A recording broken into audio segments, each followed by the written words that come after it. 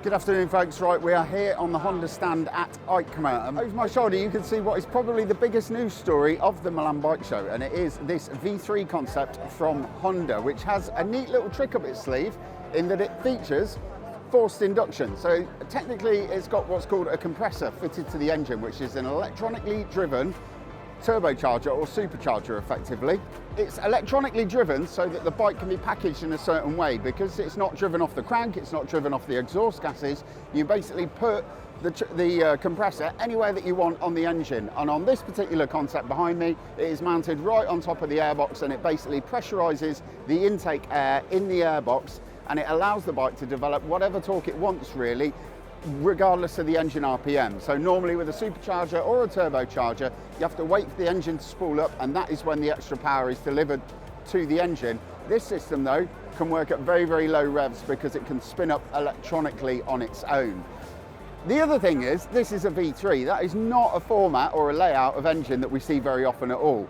It is something Honda has done before. There was a two-stroke NSR 400R, which was kind of like a little lightweight GP replica from the 1980s, but it was a two-stroke engine. It wasn't a four-stroke engine. Why has Honda chosen the V3 layout for this particular bike? One of the things that it does is it makes packaging the bike very, very easy. So the rear cylinder is the single cylinder, and then you've got two cylinders at the front in parallel. So what that means is that the step over, that rear element of the frame where it sort of mates with the swing arm and the rear suspension, is all very nice and narrow, which makes that a nice narrow standover, and it makes packaging the bike really, really easy. What else can we see? Well, the concept behind me is a concept. Take everything that you can see there with a pinch of salt. We've got the same wheels as the CB1000R, we've got a really nice tubular frame, we've got the same swing arm as the CB1000R, and the same front suspension and braking system as the CB1000R. I don't think that's really what's going to end up on this bike when it comes up to actual production, if they do put it into production.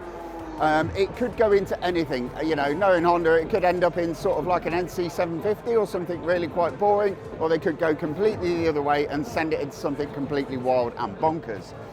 It is though something Honda is committed to, so they have said that they are going to be pushing to get this into production, so hopefully this isn't the first time that we see it, but for now that is Honda's V3 with forced induction concept.